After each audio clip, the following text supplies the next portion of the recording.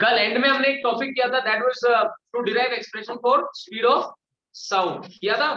Speed of sound derive करने के लिए तो जो इवनिंग वाला बैच था उसमें वो रह गया था, तो उनके पार्टों से मैं एक बार समझा रहा हूँ, लिखेंगे नहीं, सिर्फ समझ लीजिए क्योंकि वो रिकॉर्डिंग से आपको मिल जाएगा, तब कर लेना। हम लोग जब मंडे ट्यूसडे में करेंगे तब करवा। देखिए ध्यान से, अगर एक वेव पॉजिटिव एक्स डायरेक्शन में ट्रेवल कर रही है, सपोज स्पीड v से, ये ओरिजिन है, वो मेंशन कर देते हैं, यहाँ पर एक पॉइंट p है। ऑब्वियसली अगर वेव राइटवर्ड जा रही है तो p के ऊपर जो पार्टिकल है उसे एनर्जी थोड़ा टाइम के बाद मिलती है, यानी कि जो डिस्प्लेसमेंट p पॉइंट पर होने वाले पार्टिकल की है, वो डिस्प्लेसमेंट ओरिजिन वाले पार्टिकल की कितना टाइम पहले थी। Time taken is equal to distance covered upon speed. ध्यान दे जरा, यहां से यहां एनर्जी को जाने में कितना टाइम लगा, x divided by v, distance upon speed. यानी इस पार्टिकल के पास जो अभी डिस्प्लेसमेंट है वो इस पार्टिकल के पास कब थी, x बाय v टाइम पहले। तो हमने डिस्क्राइब किया कि वेव जब आप बनाने जा रहे हैं, एक्सप्लेन करने जा रहे हैं, तो आप मीडियम के सारे पार्टिकल्स की ऑसिलेशन को क्लब करना चाहते हैं। आप एक ऐसी इक्वेशन बनाना चाहते हैं जिससे किसी भी पोजीशन पर रखे हुए पार्टिकल के डिस्प्लेसमेंट को स्टडी किया जा सके। उसकी शुरुआत कहां से करते हैं, इसी पार्टिकल के पॉइंट से। Displacement of particle at origin at time t, SHM की इक्वेशन सबको आती है, y is equal to a sin of omega t। समझ सकते हैं। सो हमने सबसे पहले क्या लिखा, ओरिजिन पे रखे हुए पार्टिकल की डिस्प्लेसमेंट कैसे देखी जाएगी, that is a sin omega t। Now what we need to mention is the particle at p, right, has a present displacement y xt, has a present displacement which is same as the displacement of this particle t times earlier। कितना time पहले, x by, क्योंकि wave इस तरफ जा रही है। पुष्पांजलि clear हुआ। आप ये पार्टिकल हो और ये ओरिजिन है, इस समय आपकी जो डिस्प्लेसमेंट है वो डिस्प्लेसमेंट इस पार्टिकल की आपसे पहले रह चुकी है, क्योंकि वेव तो आगे की तरफ जा रही है। वेव का मतलब क्या है, डिफरेंट पार्टिकल्स डिस्प्लेस हो रहे हैं, ऑसिलेट कर। आप ऐसे समझो वेव उधर से आई, वेनी की तरफ से वेव आई, तो वेनी को पहले डिस्प्लेसमेंट मिली, आपको बाद में मिली, लेकिन अभी जो आपकी डिस्प्लेसमेंट है वो वेनी को कितना टाइम पहले मिल गई, x by v टाइम से मिल गई। तो सभी जिसको भी समझ ना आ रहा हो वो अपनी लाइन में अपने से तीसरे चौथे बच्चे को देख लो कि उसको एनर्जी पहले मिली थी, आपको बाद में मिली है। तो अभी जो आपकी डिस्प्लेसमेंट है वो उसकी तो पहले ही हो चुकी, कितना टाइम पहले, x by v। अब तो क्लियर है। तो देखें फिर से, ये क्या रिप्रेजेंट कर रहा है, x डिस्टेंस पे रखे हुए पार्टिकल की present displacement. This is same as a sin of omega, इस पार्टिकल की डिस्प्लेसमेंट पर कब, t माइनस x by। क्या ठीक से क्लियर हुआ। ये किसके ऑसिलेशन की इक्वेशन थी, ओरिजिन पे रखे हुए पार्टिकल के ऑसिलेशन की इक्वेशन। p पार्टिकल जो है, मतलब x पॉइंट पे रखे हुए पार्टिकल की डिस्प्लेसमेंट की इक्वेशन हम बनाना चाहते हैं। इसकी डिस्प्लेसमेंट वही है जो इसकी कब थी, t माइनस x। सो हमने इस इक्वेशन में t को रिप्लेस कर दिया t minus x by v से, जिससे आपको x डिस्टेंस पे रखे हुए पार्टिकल की प्रेजेंट डिस्प्लेसमेंट मिलेगी। So that's it, a sin of omega t minus omega x by v। I hope ये सबको याद है कि v के दो फॉर्मूलास पढ़े आपने, q into lambda and omega by k, ये अच्छे से याद है। सो v is equal to nu into lambda और ओमेगा बाय k। यहाँ पे आप देख सकते हैं v को क्या मेंशन कर सकते हैं, देखना जरा, v is equal to omega by k और omega by v is equal to k लिखा है। So at the place omega by v हम k लिख देते हैं, that becomes a sin of omega t minus k। Hope it is clear. तो जिसने ये नहीं लिखा हुआ वो एक बार फटाफट से लिख ले, सिर्फ इसको लिख ले, थ्योरी पार्ट छोड़ सकते। बट टेल योरसेल्फ कि यहाँ पे क्या किया, ये किस पार्टिकल की डिस्प्लेसमेंट है, पार्टिकल एट पॉइंट p, लेकिन ये डिस्प्लेसमेंट ओरिजिन पे रखे हुए पार्टिकल की उस डिस्प्लेसमेंट के बराबर है जो कितना टाइम पहले आई, x by। बस दैट्स इट। करे करे शाबाश, जल्दी से लिखिए, बाकी तब तक सुनते रहे जो मैं बता रहा हूँ। मतलब कोई क्लास में कोई स्टूडेंट ऐसा नहीं होना जिसकी नोटबुक में ये एक बार ना लिखा हो, जिसने कल नहीं लिखा था वो जरूर लिखेगा। तो बाकी सुने तब तक ध्यान से, इसके ऊपर ना न्यूमेरिकल सॉल्व करना है, तो एक न्यूमेरिकल सॉल्व करके करवाना है। y xt, इस इक्वेशन के अंदर y xt रिप्रेजेंट करता है इंस्टेंटेनियस डिस्प्लेसमेंट। जैसे याद करो एसएचएम के अंदर जो इक्वेशन लिखते थे हम ये क्या बोलते हैं, this is instantaneous displacement, omega T को फेज बोलते हैं। ऐसे ही यहाँ पे ये क्या है, omega t minus k x is phase. बड़ी इंपॉर्टेंट चीज है, ध्यान से सुनना। जब एसएचएम कंसीडर करते हैं तो किसी एक पार्टिकल का करते हैं, उसमें पोजीशन मैटर नहीं कर रही। मतलब जैसे इस क्लास में नंबर ऑफ स्टूडेंट्स, किसी भी एक स्टूडेंट को पकड़ लिया कि हमें तो सिर्फ इसका एसएचएम स्टडी करना, तो एक्स तो मैटर ही नहीं कर रहा ना, हमें तो हमेशा उसी पोजीशन पे स्टडी करना है। तो मैटर क्या कर रहा है, टाइम। इसीलिए एसएचएम की इक्वेशन में सिर्फ क्या आ रहा होता है, टाइम। लेकिन सपोज करो आप क्लास में एक वेव की बात करें, आगे से लेके पीछे तक ऐसे करके वेव ट्रेवल करके जाते, तो ऐसे वेव में सारे पार्टिकल्स एक साथ तो नहीं उछल रहे, कोई पार्टिकल अपनी मीन पोजीशन पे भी होगा, कोई अपने पॉजिटिव एक्सट्रीम पे भी होगा, कोई अपने नेगेटिव एक्सट्रीम पे भी होगा। यानी अब डिस्प्लेसमेंट के साथ साथ ये भी मैटर कर रहा है कि आप कौन से पार्टिकल की स्टडी कर रहे हैं। सो वेव की इक्वेशन बनाने का मतलब है कि आप एक्स और टी दोनों को इनको, तो क्लास के हर बच्चे को ये बात समझ आ जानी चाहिए कि हमने जो इक्वेशन बनाई है y x t, this is equation of wave, जिसमें y xt क्या रिप्रेजेंट कर रहा है, displacement of the particle at position x and at time t। आप चाहे तो चीज लिख दें here wave equation, here wave equation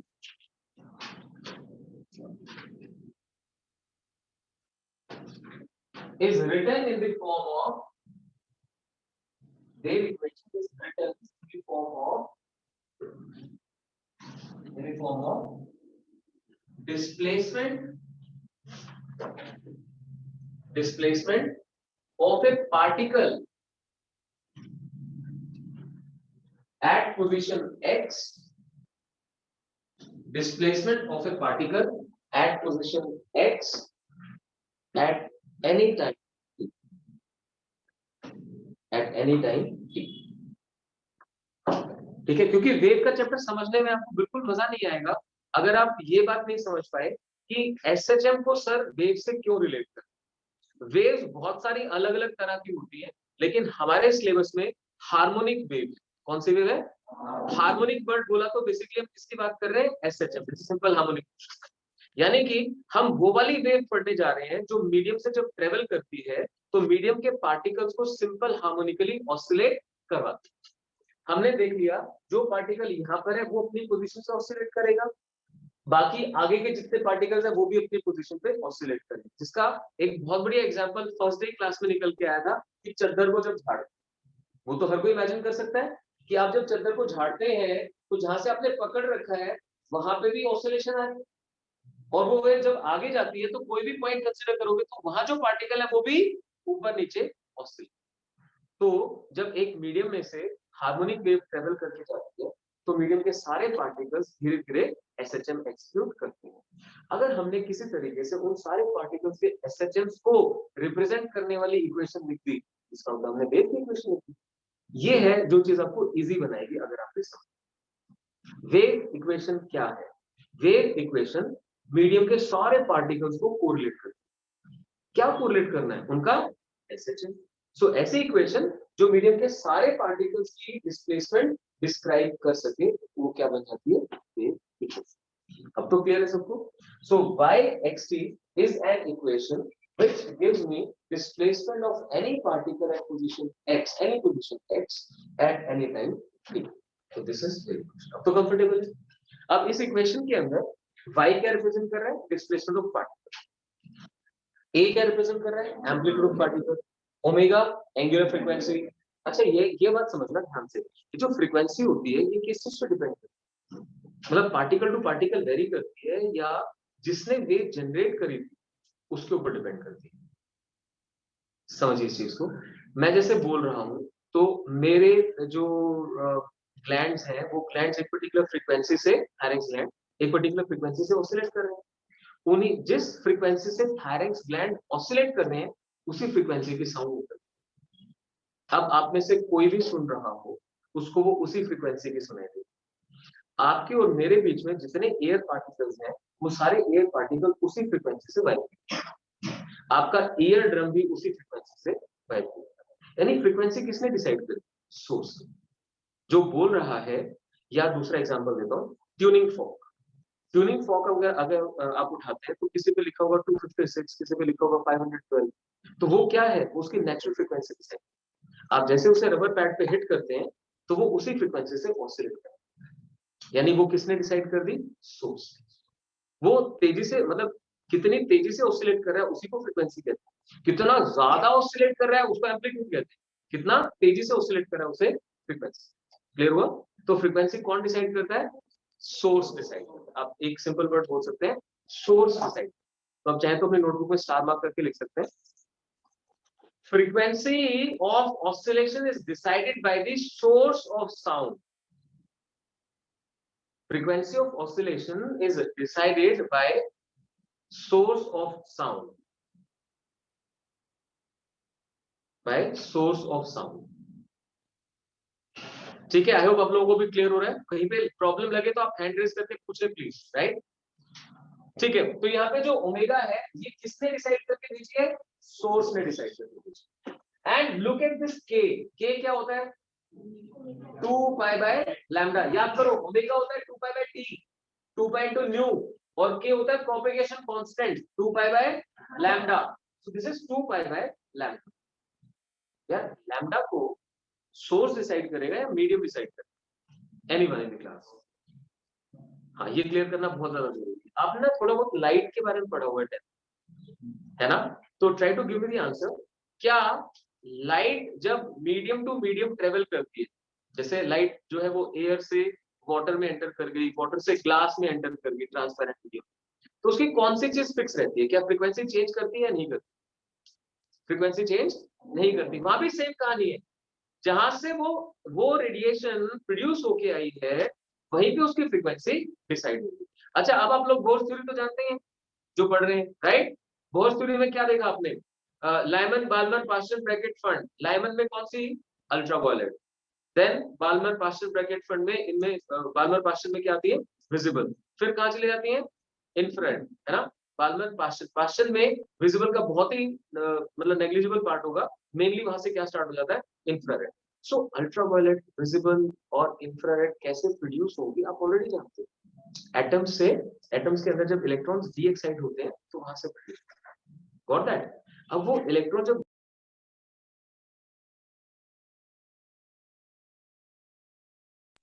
right, H new, इसमें frequency E is equal to h new में न्यू फ्रीक्वेंसी। वो फ्रीक्वेंसी किसने डिसाइड करी, जंपिंग इलेक्ट्रॉन ने। वो कौन सी ऑर्बिट से जंप कर रहा है उसी ने तो डिसाइड किया। यानी फ्रीक्वेंसी किसने डिसाइड करी, सोर्स। चाहे हम लाइट की बात कर रहे हैं चाहे हम साउंड की बात कर रहे हैं। क्या ये पॉइंट ठीक से क्लियर हो आप लोगों को, राइट? आप मंदिर में जाते हैं और मंदिर में जाके आपसे वो बेल बजाएंगे, है ना? जब वो बजा रहे हैं आप, तो जैसे आप हिट करेंगे तो जो भी साउंड निकलेगी उसकी फ्रीक्वेंसी तो वहीं से डिसाइड होगी। मैं बोल रहा हूँ फ्रीक्वेंसी मेरे बोलने से डिसाइड होगी। गिटार बजा रहे हैं, फ्रीक्वेंसी गिटार ने डिसाइड होगी। तबला बजा रहे हैं तो फ्रीक्वेंसी तबले ने डिसाइड। आई होप इतना बहुत है समझाना कि कोई भी वेव आप कंसीडर करते हैं तो उस वेव की जो फ्रीक्वेंसी है वो सोर्स डिसाइड करता है। वो डिस्टेंस में वेरी नहीं करती कि हम कितने डिस्टेंस से, नहीं, फ्रीक्वेंसी वेरी नहीं करती। क्या वेरी करता है, वो आवाज कितनी डाई हो गई है। क्यों? आपकी और मैं, ये जैसे ये मेरी आवाज को ना ज्यादा ऊंचा सुन पाएगी, लाउड सुन पाएगी, आप तक आते आते वो लाउडनेस कम हो जाएगी, और जितनी दूर आप बैठे उससे डबल डिस्टेंस पे चले जाएंगे तो आवाज लगभग खत्म हो जाएगी। ऐसा क्यों हुआ? Because this is an energy which is travelling through medium. हमने डिस्कस किया था कि मैकेनिकल वेव को अगर आप लॉन्ग डिस्टेंस तक लेके जाना चाहते हो तो उस लॉन्ग डिस्टेंस तक ले जाने के लिए आपको क्या चाहिए, इनर्शिया, इलास्टिसिटी, मिनिमम फ्रिक्शन। अब वो दिक्कत क्या है, आपके जो क्लोथ हैं, आपके जो हेयर है, आपकी जो स्किन है, ये वॉल है, ये सभी तो एनर्जी एब्जॉर्ब कर रहे हैं। मैं जो एनर्जी थ्रो आउट कर रहा हूं उस एनर्जी को आपके कपड़े भी तो एब्जॉर्ब कर रहे हैं। इसीलिए आगे जाते जाते, और मीडियम के पार्टिकल्स एब्जॉर्ब कर रहे हैं, तो आगे जाते जाते वो एनर्जी डाई आउट, लेकिन उसकी फ्रीक्वेंसी चेंज नहीं करती, आइडियली चेंज नहीं करती। बट प्रैक्टिकली बोलूं तो जैसे जैसे आपने वो पढ़ा था एसएचएम के अंदर, फोर्स वाइब्रेशन, फोर्स ऑसिलेशन, है ना? Damped oscillation, force oscillation. तो ये बेसिकली ना डैम्ड ऑसिलेशन होती चाहिए। जैसे जैसे डैम्पिंग होगी तो फ्रीक्वेंसी में थोड़ा बहुत चेंज आएगा, बट प्रैक्टिकली ना जाके हम आइडियली अगर सोचें तो फ्रीक्वेंसी मैंने डिसाइड कर दी, हर किसी को वही फ्रीक्वेंसी सुनाई देगी। क्लियर है? Very good. I always welcome asking questions in the class. तो मुझे अच्छा लगेगा अगर आप कोई मतलब ऐसा नहीं होना चाहिए कि बस पूछने के लिए पूछना। जो चीज आपको लगे कि ये पूछनी जरूरी है, चाहे वो बाकियों को आसान लग रही हो, आपको टफ लग रही हो, आप बिल्कुल पूछिए। Most welcome. क्लास बनती तब होगी। चलो, नहीं तो वन वे कम्युनिकेशन का भी मसला फिजिक्स में स्पेशल। तो मैं आपको बता रहा था कि लाइट आपने 10th में पढ़ा है, उसमें भी मीडियम चेंज होने पर फ्रीक्वेंसी चेंज नहीं होती। लेकिन ये तो पढ़ा ना आपने कि स्पीड ऑफ लाइट चेंज होती है, रिफ्रैक्टिव इंडेक्स पढ़ा था। अब ये फॉर्मूला तो वहां भी फॉलो होता है, v = लैम्डा। v की बजाय c लिख देते हैं, c = लैम्डा। बात तो एक ही है। अब खुद सोच के देखो, फ्रीक्वेंसी तो चेंज हो नहीं रही, लेकिन स्पीड चेंज हो रही है। तो फॉर्मूले को समझ सकते हो आप, एक फैक्टर जो चेंज नहीं हो रहा, अगर ये चेंज होगा तो भाई इसको भी चेंज होना पड़ेगा, तभी तो बात बनेगी। ऐसा थोड़ी ना हो सकता है कि दोनों कांस्टेंट और ये चेंज हो जाए। सो जब मीडियम चेंज होता है तो स्पीड के साथ साथ वेवलेंथ भी चेंज होता है। स्टार मार्क करके क्या आपने फ्रीक्वेंसी वाला पॉइंट लिख लिया? हाँ, frequency is decided by the source and does not change. ये जरूर मेंशन कर ले, डज नॉट चेंज। ठीक है, उसके बाद आप लिखें, उसके बाद लिखें speed as well as wavelength, speed as well as wavelength change with medium, speed as well as wavelength change with medium। अब जैसे मीडियम बोला तो याद करो लाइट के केस में आप क्या करते थे। लाइट अगर वैक्यूम से एयर में आ रही है तो स्पीड बढ़ती है कि कम हो जाती है? कम हो जाती है। वाटर में जाएगी तो स्पीड और भी कम हो जाएगी, ग्लास में जाएगी तो और भी कम हो जाएगी। समझ रहे हो?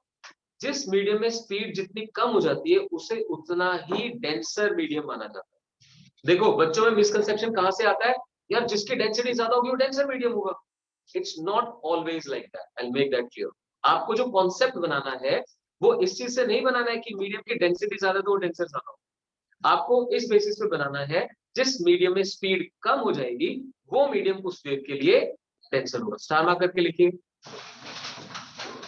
लिखिए ए medium is said to be denser, medium is said to be denser if speed of wave reduces in। ये कॉन्सेप्ट है, समझने वाली चीज है। जिस मीडियम में जाने से स्पीड कम हो जाती है वो मीडियम डेंसर होता है। A medium is said to be denser if speed of wave reduces in it. तो अब लाइट का एग्जांपल तो हम कर चुके हैं। लाइट में तो बिल्कुल ऐसा ही लग रहा है कि जिसकी डेंसिटी बढ़ती जा रही है उसी में जाके स्पीड कम हो रही है, वही डेंस बनता जा रहा है। That was an electromagnetic wave. Now we are talking about sound which is mechanical wave. Exactly, sound is a, सबको पता है ना? तो ये तो सबकॉन्शियस माइंड में होना चाहिए कि कोई पूछ ले यार साउंड कौन सी है, ये क्या क्वेश्चन, साउंड कौन सी है, you must be able to answer. Sound is mechanical wave. Mechanical wave में खास बात होती है, वो मीडियम की इलास्टिसिटी के बेस पे। अब उल्टा हो गया सारा। वैक्यूम की इलास्टिसिटी जीरो, पार्टिकल्स ही नहीं, वैक्यूम में ट्रेवल ही नहीं कर सकते, जबकि लाइट वैक्यूम में मैक्सिमम स्पीड से ट्रेवल कर रही थी। एयर की इलास्टिसिटी कंपैरेटिवली थोड़ी सी मतलब डिफाइन की जा सकती है, गैसेस की कम होती है ना। गैसेस के कंपैरिजन में जब वाटर में जाओगे, लिक्विड में जाओगे तो इलास्टिसिटी बढ़ेगी, वाटर से और सॉलिड में आओगे तो इलास्टिसिटी और बढ़ेगी। यानी मैकेनिकल वेव की स्पीड तो वहां ज्यादा है जहां पे इलास्टिसिटी ज्यादा है। ध्यान से सुने, कोई कम बोल रहा था वो ध्यान से सुने प्लीज। आपने दो तीन फॉर्मूलास डिराइव किए, v = under root of bulk modulus upon density. क्या समझे ये? v क्या रिप्रेजेंट करता है? Bulk modulus. मॉडुलस मतलब इलास्टिसिटी, मॉडुलस मतलब इलास्टिसिटी को डिफाइन कर रहा है। जिस मीडियम में इलास्टिसिटी जितनी ज्यादा होती है वहां पे स्पीड उतनी ज्यादा होती है। लाइन भी लिख लो, स्टार मार्क कर। greater the elasticity of a medium, greater the elasticity of a medium, higher is the speed of wave, higher is the speed of wave। Clear हो गया? इलास्टिसिटी ये तो यहां से बता रहा हूं ना, जो आप डिराइव भी कर चुके, जितनी इलास्टिसिटी ज्यादा होगी उतनी स्पीड ज्यादा होगी। यानी वो मीडियम रेयर बन जाएगा, वो रेयर होता है जिसमें स्पीड ज्यादा होती है, तो वो मीडियम रेयर बन जाएगा जिसकी इलास्टिसिटी ज्यादा होगी। लिंक करते जाओ एक एक करके। स्पीड कहां ज्यादा होती है? जहां पे इलास्टिसिटी ज्यादा होती है। ये तो क्लियर हो गया, याद रहेगा। जहां इलास्टिसिटी ज्यादा है वहां पे स्पीड ज्यादा है। डन। अब क्या समझना है, रेयर मीडियम किसे कहते हैं, जिसके अंदर स्पीड ज्यादा होती है, तो वो मीडियम रेयर का रोल प्ले करेगा जिसकी इलास्टिसिटी, दैट्स इट। तो यही खेल है, एक चीज को 2 बार 3 बार समझेंगे तो आसानी से समझेंगे। लिखिए हम स्टार मार्क करके। So for a mechanical wave, for a mechanical wave, a medium of higher elasticity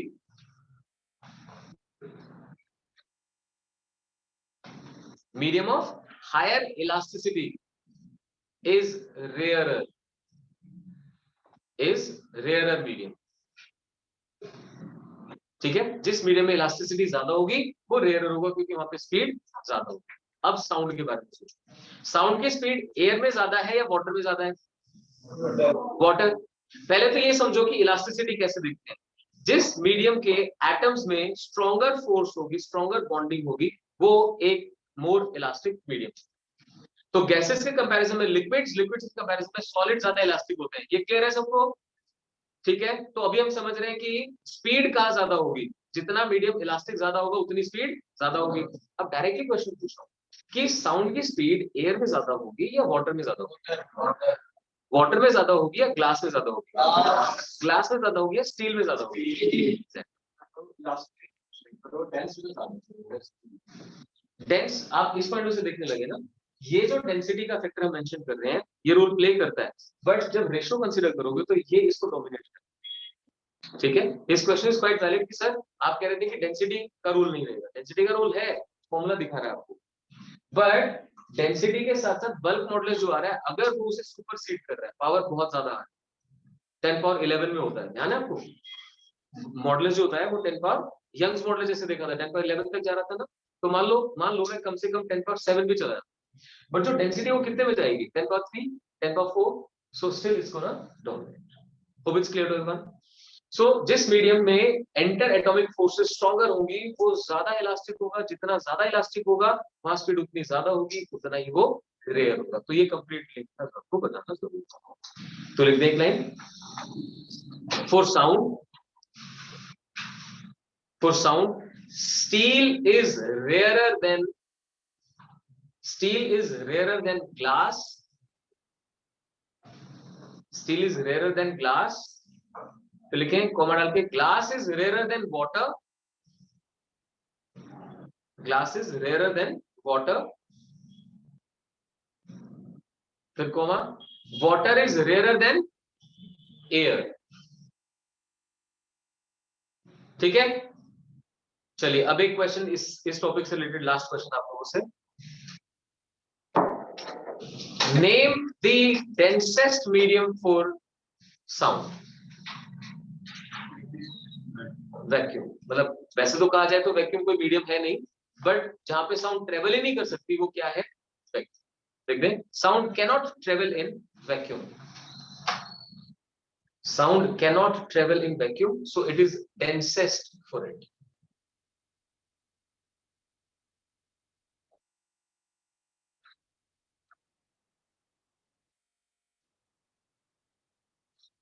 densest for it. I hope ये सारी बातें आपको क्लियर हुई ठीक से। तो मैं इसमें ना एक दो क्वेश्चंस करवा लेता हूं आपको, ताकि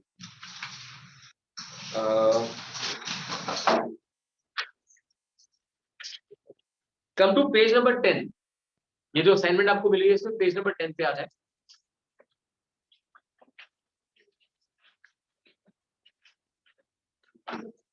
before I make you attempt the numerical, यहां से जो अंडरस्टैंडिंग चाहिए वो पहले डिस्कस कर रहा हूं, सभी ध्यान दें please.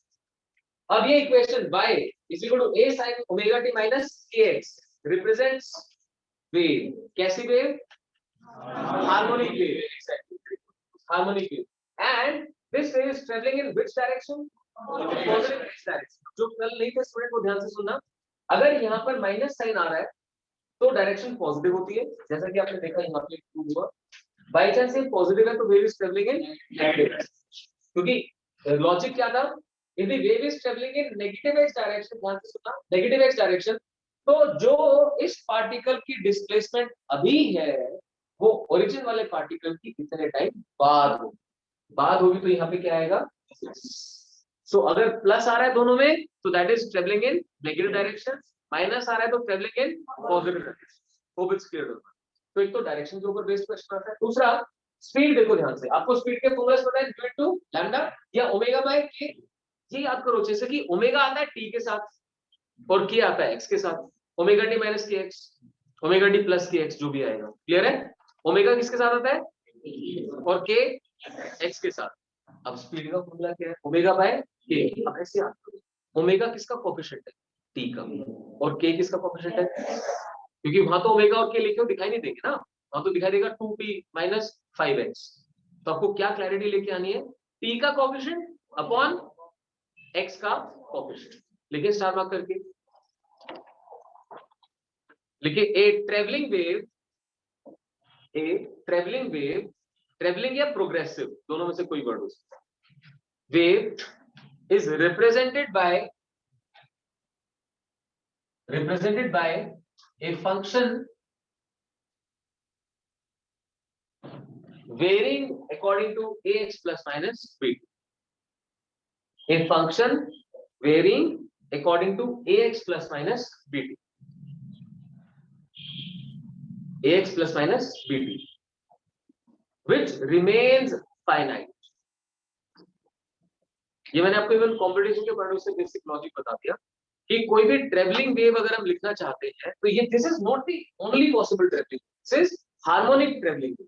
There are number of other travelling waves possible. तो वो किस फॉर्म में लिखी जा सकती है?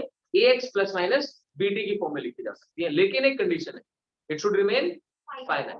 इनफाइनाइट नहीं चलेगी। लिख दिया आपने, शुड रिमेन फाइनाइट। अब मेंशन करें speed of wave v is equal to v by a। Speed of wave is equal to v by a. That is ratio of coefficient of time to the coefficient of x. x लिख दो simple, मतलब x के place पे y भी हो सकता है, z भी हो सकता है।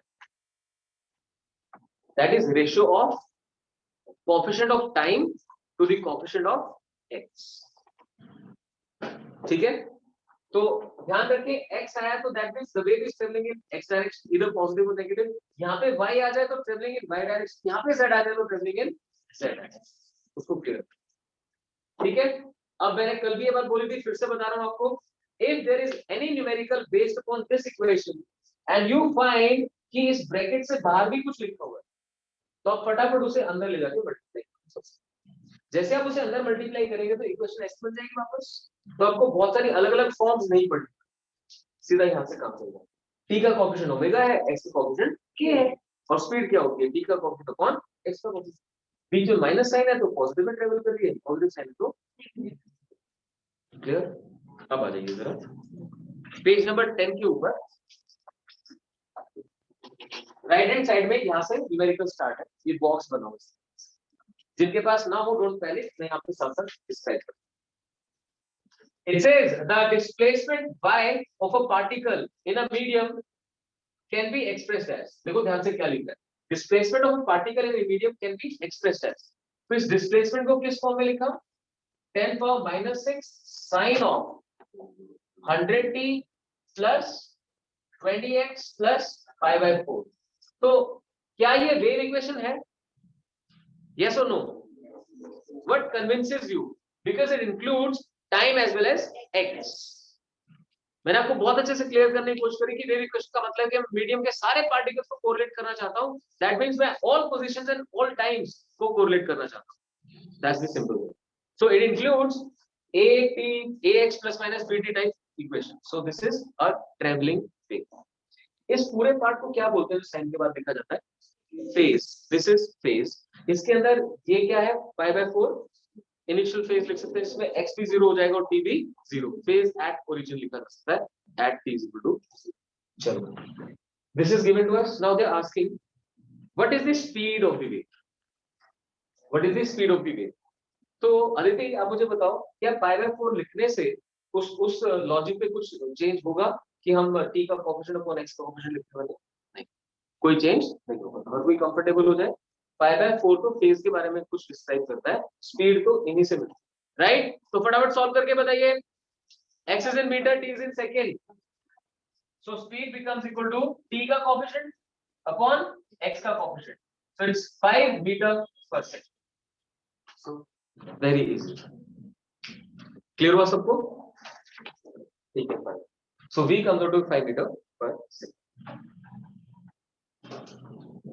Next question. ये रिवर्स में चला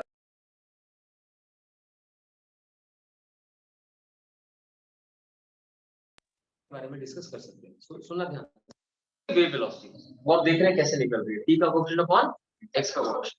अगर मैं बोलूं ये एक पार्टिकल डिस्प्लेसमेंट है, मुझे पार्टिकल वेलोसिटी चाहिए, तो क्या करना चाहिए मुझे?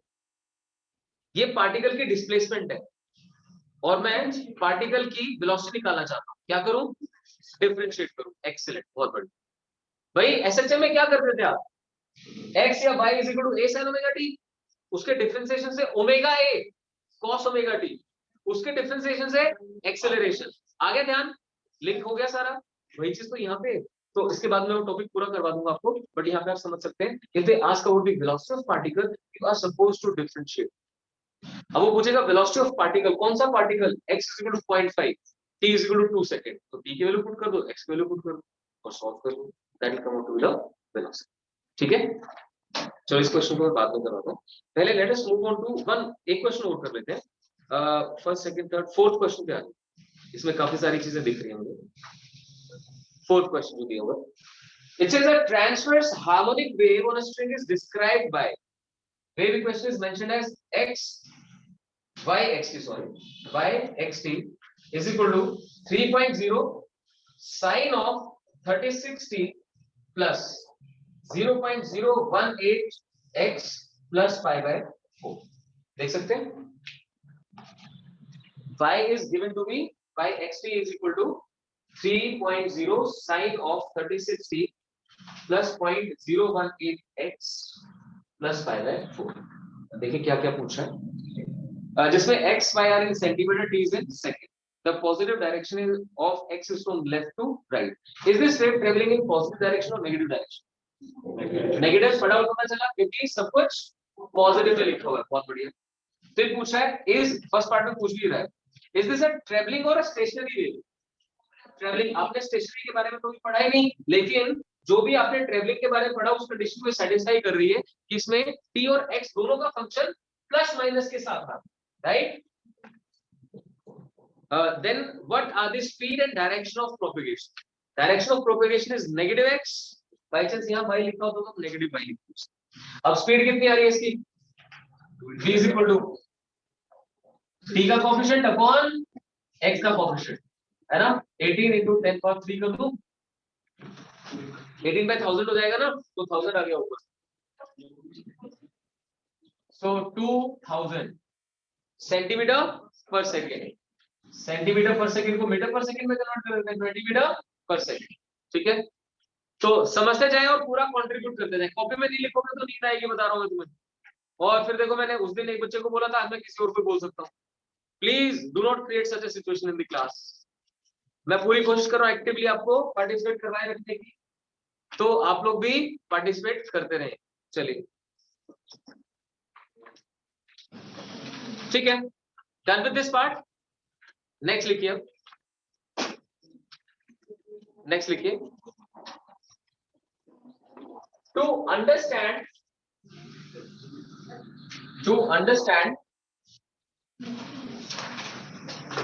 variation in phase, to understand variation in phase with time and position, to understand variation in phase with time and position, लिखिए, wave equation भी y xt is equal to a sin of omega t minus kx,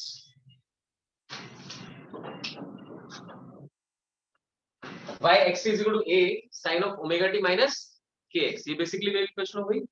इसका phase क्या है लिख दें, phase phi is equal to omega t minus kx। अच्छा, phase दो चीजों पे डिपेंड कर रहा है, टाइम के ऊपर भी और पोजीशन लिखें। It is clear that phase depends upon time as well as position। Phase जो टाइम और पोजीशन दोनों पे डिपेंड करा तो ऑब्वियसली दोनों के साथ वेरी भी करेगा। अब जो चीज दो अलग अलग पार्ट्स पे चीजों पे डिपेंड कर रही हो उसका डिफरेंशिएशन आप सिर्फ एक के रिस्पेक्ट में कैसे कर सकते हो, उसको बोलते हैं पार्शियल डिफरेंशिएशन। लिखिए जरा, del phi by del t is equal, इसका मतलब समझाता हूं, लिखिए शाबाश। Del phi by del t, del मतलब ऐसे कर दो, डेल डेल, लिखो तो सही, बना रहा हूं, बता रहा हूं। Del phi by del t is equal to, अभी यहां क्या करना है आपने, आप अगर टाइम के रिस्पेक्ट में पार्शियल डिफरेंशिएशन कर रहे हैं तो x को कांस्टेंट ट्रीट करना है, k भी कांस्टेंट और x भी कांस्टेंट। कांस्टेंट का डिफरेंशिएशन क्या होता है, 0। तो बचा सिर्फ ये ओमेगा टी का डिफरेंशिएशन क्या बन जाएगा, ओमेगा, दैट्स, लिखिए शाबाश, omega that's equal to 2 pi by t, 2 pi by t, star mark करके लिख दीजिए। This is called partial differentiation, partial differentiation. यहां सिंपल में समझने की कोशिश करो, क्योंकि फेज जो है वो टाइम के साथ भी चेंज कर रहा है और पोजीशन के साथ भी कर रहा है। तो आप क्या करोगे, एक पार्टिकल पकड़ लिया यानी पोजीशन कर दी फिक्स, पोजीशन फिक्स कर दी, वहां पर टाइम के साथ वेरिएशन थी, तो जब पोजीशन फिक्स होगी तो वो कांस्टेंट काउंट होगी, इसीलिए उसका डिफरेंशिएशन कितना होगा। सेकंड क्या करेंगे, अब हम पोजीशन के साथ देखना चाहेंगे, तो पोजीशन के साथ कैसे देखो, मतलब इस क्लास में मान लो वेव्स बन रही है, मैं फोटो तो खींच सकता हूँ, अगर मैं एक फोटो खींचूंगा that's called a snapshot, right. मैंने एक स्नैपशॉट लिया, वो एक पर्टिकुलर टाइम पे लिया, लेकिन उसमें अलग अलग पोजीशंस पे अलग अलग डिस्प्लेसमेंट में देखता हूँ। तो अगर मैं अलग अलग डिस्प्लेसमेंट्स को ऑब्जर्व करना चाहता हूँ, पोजीशंस को ऑब्जर्व करना चाहता हूँ, तो मैं टाइम सेम रखता हूँ। अगर मैं सेम पोजीशन पे ऑब्जर्वेशन करना चाहता हूँ तो टाइम को वेरी करना। एक पार्टिकल की ऑसिलेशन देखनी है तो एक्स फिक्स हो गया, एक साथ सबकी ऑसिलेशन देखनी है तो टाइम फिक्स। क्लियर हुआ। तो एक को जब फिक्स रखना पड़े और दूसरे को चेंज करना पड़े वो कहलाता है कि पार्शियल चेंज कर दिया, that is called partial change. Hope it is clear, ठीक है। So del phi by del t is equal to omega, omega is 2 pi by t. अब लिख दीजिए आगे, we can use delta phi by delta t is equal to 2 pi by T,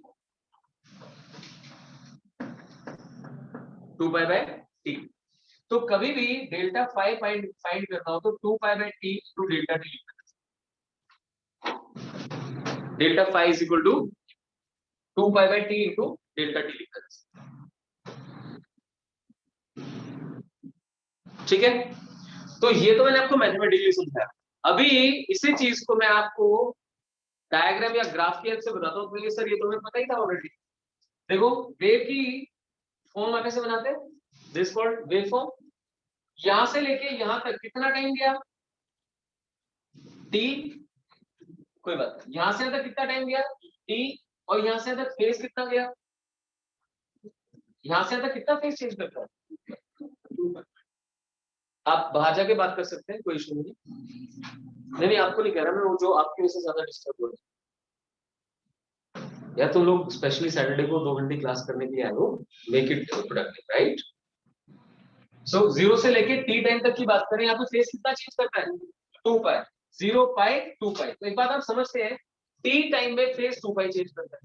कोई पूछ रहा भाई मतलब टी सपोज 8 सेकंड, 8 सेकंड में फेज 2 पाई चेंज करता है, 2 सेकंड में कितना होगा, अब ये तो करोगे कि 2 पाई बाय 8 into 2, राइट। तो ये डायग्राम से समझ में आता तो है कि टी टाइम में 2 पाई फेज चेंज करता है। सपोज कुछ और टाइम हम कंसीडर करते हैं टी बाय 8, टी बाय 4, उसमें फेज कितना चेंज, तो वही चीज तो यही बता रहा है, 2 pi by capital T into delta t, so nothing unusual, got it.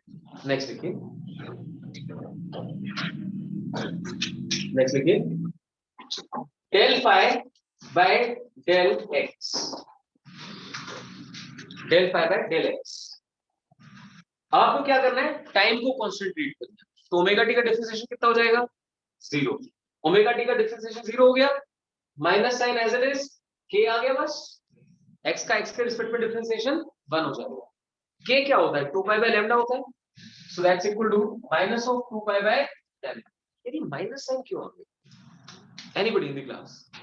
मैं जब फेज की वेरिएशन डिस्टेंस के साथ देख रहा हूं, पोजीशन के साथ देख रहा हूं, तो उसमें एक नेगेटिव साइन आ गया। समझिए ध्यान से, अगर क्लासरूम में वेव फ्रंट टू बैक जा रही है तो आप जितना पीछे बैठे हैं आपको एनर्जी उतना ही देर से मिल रही है। There is a phase lag. Phase lag समझाया था ना, जिसको एनर्जी देर से मिलती है वहां पे लैग आ जाता है। So negative sign simply shows there is a phase lag. लिखिए स्टार मार्क करके, negative sign simply represents phase lag, simply represents phase lag. यानी कि जिस तरफ वेव ट्रेवल कर रही है वहां आगे वाले पार्टिकल्स को एनर्जी देरी से। क्लियर हो गया? सो इसी को फिर से लिख सकते हैं, which can be written as delta phi by delta x is equal to minus 2 pi by lambda,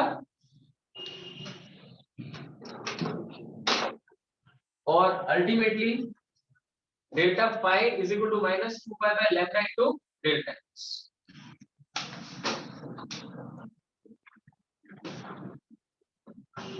ठीक है, डेल को मैंने डेल्टा में कन्वर्ट कर दिया। तो यहां देखिए जरा, फिर से वही चीज, यहां से लेके यहां तक वेवलेंथ लैम्डा होती है। लैम्डा में कितना फेज चेंज करता है 2 पाई, लैम्डा में फेज 2 पाई चेंज करता है, डेल्टा x में कितना होगा। क्लियर हुआ आपको? सो इसे बहुत ही अजीब नहीं सोचना, आपने सिंपल समझना है। यार एक चीज ना, हम वेवफॉर्म की हेल्प से समझ सकते हैं और जो इक्वेशन बनाते हैं उसकी हेल्प से समझ सकते हैं। वेवफॉर्म से मुझे क्लियर होता है कि टी टाइम में 2 पाई फेज चेंज होता है कैपिटल टी टाइम में, और लैम्डा लेंथ में भी 2 पाई फेज चेंज। बस यहाँ पे इसे पार्शियल डिफरेंशिएट डन है, ठीक है। नेक्स्ट लिखिए, टू फाइंड रिलेशन बिटवीन, ये बहुत इंपॉर्टेंट है, to find relation between particle velocity and wave velocity, to find relation between particle velocity and wave velocity.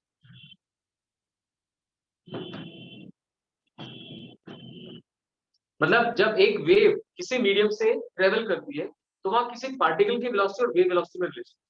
तो पहले मैं आपको समझाता हूं कि हम एक्चुअली क्या देखना चाहिए। सपोज ये एक वेव फॉर्म है और आपसे पूछा जाता है कि ये वाला पार्टिकल, वेव जा रही है इस तरह, आपके अकॉर्डिंग ये वाला पार्टिकल अभी ऊपर ट्रेवल कर रहा है कि नीचे की तरफ ट्रेवल कर रहा है? ये वाला पार्टिकल ऊपर की तरफ ट्रेवल कर रहा है कि नीचे की तरफ ट्रेवल कर रहा है? ठीक है, तो ये पता नहीं बनाई चीजें इसलिए गई है ताकि समझानी पड़े। तो दोनों उल्टे आंसर है आपके, ये वाला पार्टिकल नीचे जा रहा है, ये वाला पार्टिकल ऊपर जा रहा है। पहले मैं प्रैक्टिकली समझाता हूँ। सपोज आपने वो चद्दर झाड़ने वाला एग्जांपल, आप चद्दर झाड़ रहे हैं, ध्यान से सुनना, यहां से पकड़ के झाड़ रहे हैं, पहले ये वाला पॉइंट जो पे पकड़ रखा है वही तो ऊपर जाएगा फिर नीचे आएगा, देख पा रहे हो ऐसे बन गया, यही चीज तो आगे जाएगी, यही चीज आगे जाएगी ना। तो पहले ये पार्टिकल ऊपर रहा होगा, अब नेक्स्ट पार्टिकल ऊपर है, फिर नेक्स्ट पार्टिकल को ऊपर पहुंचना है। समझ रही है बात? जो पीक बनी वो पीक तो आगे ट्रेवल करती है ना जब ऐसे झाड़ते हो, तो दैट मींस ये वाला पार्टिकल ऑलरेडी ऊपर होके आ चुका है, ये कहां जा रहा है नीचे की तरफ। इसको भी पीक मिलनी है, चद्दर झाड़ो ना आगे की तरफ वेव जा रही है, तो इसको भी पीक मिलनी है, तो ये जा रहा है ऊपर। अब तो समझ में आ गया, इसी चीज को मैथमेटिकली प्रूव कर। डन, देखिए शाबाश। देखिए consider a progressive harmonic wave, consider a progressive harmonic wave yxt is equal to a sine of omega t minus k। हर चीज कंफर्टेबली अंडरस्टैंड कीजिए, जो ना आए हैंड रेज करके पूछो। yxt is equal to a sin omega t minus kx, ये एक travelling wave की इक्वेशन है। ये कौन से डायरेक्शन में ट्रैवल कर रही है? Positive x direction. उसकी स्पीड कितनी है? ओमेगा बाय के, स्पीड कितनी है ओमेगा बाय के। ये y क्या रिप्रेजेंट कर रहा है, y को डिफरेंशिएट करने से वेव की वेलोसिटी मिलेगी या पार्टिकल की वेलोसिटी, y को डिफरेंशिएट, y किस चीज की डिस्प्लेसमेंट है, पार्टिकल की डिस्प्लेसमेंट है, वेव की डिस्प्लेसमेंट है, सबको पता है पार्टिकल की डिस्प्लेसमेंट है। तो यार पार्टिकल की डिस्प्लेसमेंट को डिफरेंशिएट करने से पार्टिकल की वेलोसिटी मिलेगी या वेव की वेलोसिटी मिलेगी, पार्टिकल की मिलेगी। तो फिर समझे ध्यान से, वेव वेलोसिटी का तुमने अभी बताई दी ओमेगा बाय के, वेव वेलोसिटी तो यहां से निकलती है ना, दैट इज ओमेगा बाय के। और अगर मैं इसे डिफरेंशिएट करूंगा तो किसकी वेलोसिटी मिलेगी, पार्टिकल। हेडिंग सोचो क्या लिखी है, देखो, to correlate particle velocity and wave velocity, यानी क्या करना चाहिए मुझे, इसे डिफरेंशिएट कर लेना चाहिए। क्लियर हुआ? सो आपने प्लेन प्रोग्रेसिव हार्मोनिक वेव की इक्वेशन लिख दी है, अब मेंशन करें, लिखें, it basically represents displacement of particles, it basically represents displacement of particles.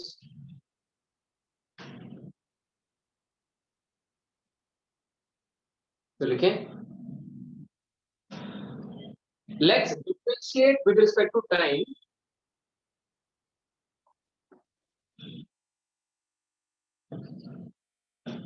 Let's differentiate with respect to time to find particle velocity. To find particle velocity. तो I hope सबको याद होगा साइन का डिफरेंशिएशन क्या होता है, cos, और जो t का कोएफिशिएंट होगा बाहर आके मल्टीप्लाई करेगा, सेम इशू भी डन। देखें, v is equal to vp लिख देना, particle velocity, vp is equal to dy by dt, that's equal to, वैसे आइडियली यहाँ पे भी डेल आना चाहिए क्योंकि y is a function of t as well as x and you are trying to differentiate only with respect to time. इस बात को समझिए ध्यान से, जब एक ही पार्टिकल को कंसीडर कर रहे हैं, क्लासरूम में इतने सारे पार्टिकल पड़े हुए से किसी एक को कंसीडर कर रहे हैं, वो तो अपनी जगह बैठा ही है ना, तो उसकी पोजीशन क्या होगी, फिक्स, यानी x हो गया कांस्टेंट, उसका डिफरेंशिएशन कितना आएगा, 0। ठीक है, विपिन सही समझ आ रहा है, बढ़िया मस्त। तो a sin omega t minus kx, अब डिफरेंशिएट करने जाएंगे तो क्या होगा, a एज इट इज आ गया, साइन का डिफरेंशिएशन तुमने बताया क्या होता है, cos of omega t minus kx, लेकिन आपको पता है इसका डिफरेंशिएशन लिखना होता है, t का कोएफिशिएंट ओमेगा बाहर मल्टीप्लाई करेगा, लेकिन x तो कांस्टेंट है, उसका डिफरेंशिएशन कितना हो जाएगा। तो जैसे आप पहले डिफरेंशिएट करते थे एग्जैक्टली वैसे ही करना है कि भाई साइन के बाद जो लिखा है वो एज इट इज आ गया और t का कोएफिशिएंट बाहर आके मल्टीप्लाई, तो vp becomes equal to omega a cos of omega t minus kx, equation 1 डाल दीजिए, इक्वेशन 1 डाल दीजिए। अब लिखिए, now differentiate the particle displacement with respect to x. Now differentiate particle displacement with respect to x. अब मैं y को x के रिस्पेक्ट में डिफरेंशिएट करूंगा, dy by dx, that's it, x के रिस्पेक्ट में, तो अब टाइम हो जाएगा constant, a as it is, sine का differentiation cos omega t minus kx, लेकिन डिफरेंशिएशन तो x के रिस्पेक्ट में, तो बाहर क्या मल्टीप्लाई करेगा, k या minus k, minus, so minus, this becomes equation 2, है ना, not tough, easy to understand. आपने इसे जब टाइम के रिस्पेक्ट में डिफरेंशिएट किया तो ओमेगा मिला, x के रिस्पेक्ट में डिफरेंशिएट किया तो माइनस k मिला, तो माइनस के बाहर बन गई इक्वेशन 1 एंड 2। अब क्या करो, इक्वेशन 1 को 2 से डिवाइड, देखिए, dividing equation 1 by equation 2, dividing equation 1 by equation 2, तो vp divided by dy by dx, देख सकते हैं ऐसे, vp को dy बाय dx से आपने डिवाइड किया, दैट इज इक्वल टू, देखो सामने क्या आ रहा है बताओ जरा, 1 और 2, a cos omega t minus kx cancel out हो जाएगा, क्या बचा, omega by k negative sign minus of omega by k, मैं तो कुछ देखा हुआ सा लग रहा है, ओमेगा बाय k क्या होता है, वेव वेलोसिटी, एग्जैक्टली, तो vp by dy by dx is equal to minus of wave velocity, यानी dy बाय dx को क्या लिख सकते हैं, यहां से क्लियर होगा, ध्यान देना जरा, ये डिस्प्लेसमेंट है और ये एक्स। इसका मतलब क्या है, इस मीडियम में इधर से वेव एंटर हुई, राइट। आप प्लॉट कर रहे हैं पार्टिकल्स की डिस्प्लेसमेंट विद देयर पोजीशन। एक टाइम पे आपने मीडियम की फोटो खींची, मीडियम की फोटो खींची तो कोई पार्टिकल तो मैक्सिमम डिस्प्लेस था, कोई पार्टिकल अभी मीन पोजीशन पे था, कोई पार्टिकल था तो पॉजिटिव में डिस्प्लेस लेकिन कम था, कोई पार्टिकल नेगेटिव में डिस्प्लेस था, नेगेटिव में मैक्सिमम डिस्प्लेस था, काइंड ऑफ। तो फिर ध्यान से देखो, ये आपके सामने क्या बना हुआ है, एक मीडियम के अंदर ऐसे करके वेव ट्रेवल करके जा रही है और आपने एक टाइम पे उसकी फोटो खींची। फोटो खींची तो जो पार्टिकल जहां था वहीं दिखा, तो ये आपको दिखाई दे रहा है कि कौन सा पार्टिकल कहां। क्लियर हो गया? अब देखिए, y is displacement and x is position. अगर मैं इस ग्राफ का स्लोप निकालना चाहूं तो मुझे क्या लिखना चाहिए, dy by dx। है ध्यान आपको, x की ग्राफ के स्लोप से क्या मिलता है, velocity dx by dt। vt graph के स्लोप से क्या मिलता है, acceleration dv by dt। Momentum versus time graph के स्लोप से क्या मिलता है, फोर्स dp by dt। आगे लाइन में अब समझो, ये y वर्सेस x है, डिस्प्लेसमेंट एंड पोजीशन। अगर मैं dy by dx करूंगा तो इस ग्राफ का स्लोप मिलेगा, तो dy by dx बेसिकली इस ग्राफ का क्या है, स्लोप। आगे बस समझ आपको, लिखते आगे, vp is equal to negative of v into dy by dx। Last में लिख दीजिए, vp is equal to negative of v into slope of y versus x graph। vp is equal to minus of v omega by k, v बन गया, into dy by dx, but dy by dx क्या है, इस graph का slope. so vp is equal to minus v slope of y versus x। Clear? अब मैं ये चीज यहाँ पे अप्लाई करके, जो हमारा स्टार्टिंग में क्या था, लिख लिया भाई सबने? स्टार्टिंग में क्या था, मैंने आपसे पूछा कि ये पार्टिकल ऊपर जा रहा है कि नीचे जा रहा है, आप सबने कहा ऊपर जा रहा है। ये पार्टिकल कहाँ जा रहा है, नीचे जा रहा है। तो इसको करेक्ट किया कि भाई ये वाली जो पीक है वो पहले इस पार्टिकल को मिली होगी, आपने वेव तो यहाँ से शुरू करी थी, तो ये तो ऑलरेडी ऊपर से नीचे आ रहा है ताकि वेव आगे जा सके। इस पार्टिकल को भी ऊपर जाना है क्योंकि ये पीक इसको मिलनी है। अब उसी चीज को यहाँ से समझते हैं। Let's talk about this particle P. यहाँ पे बताएं जरा, स्लोप कैसा है, पॉजिटिव या नेगेटिव? ऊपर की तरफ लाइन जाए तो स्लोप पॉजिटिव होता है, स्लोप पॉजिटिव है, और वेव की वेलोसिटी कौन से डायरेक्शन में, पॉजिटिव, यानी v पॉजिटिव है, स्लोप v, तो भाई vp कैसी है, नेगेटिव, मतलब कहां जा रहा है। Talk about particle b, slope कैसा है, स्लोप खुद ही नेगेटिव है, तो माइनस माइनस प्लस, तो पार्टिकल वेलोसिटी कैसी है, कहां जा रहा है। ये तो था मैथ, जिसको मैथ से खुशी मिलती है वो यहां से समझ लो, और जिसको कॉन्सेप्ट से समझ में आता है कि भाई चद्दर झाड़ी और ये पीक पहले यहाँ थी फिर आगे जा रही, वो ऐसे समझ लो कि इसको अभी आगे पीक मिलनी है तो इसे तो ऊपर जाना है। यहाँ पे ध्यान दो जरा, सेम चीज अप्लाई करते हैं। ये दो पार्टिकल्स, ये वाला जो पार्टिकल है इसको लोअर पीक मिल चुकी है, तो ये तो कहां जा रहा है, ऊपर जा रहा है। इसको लोअर पीक मिलनी है तो ये कहां जा रहा है, नीचे। देखिए ये वाली चीज यहाँ भी वैलिड है क्या, फॉर सी पार्टिकल स्लोप कैसा है, slope is negative, slope is negative, so velocity should be going up. For d particle slope is positive, so velocity should be exactly that I told you कि इसकी अभी negative peak आनी है। Clear हुआ?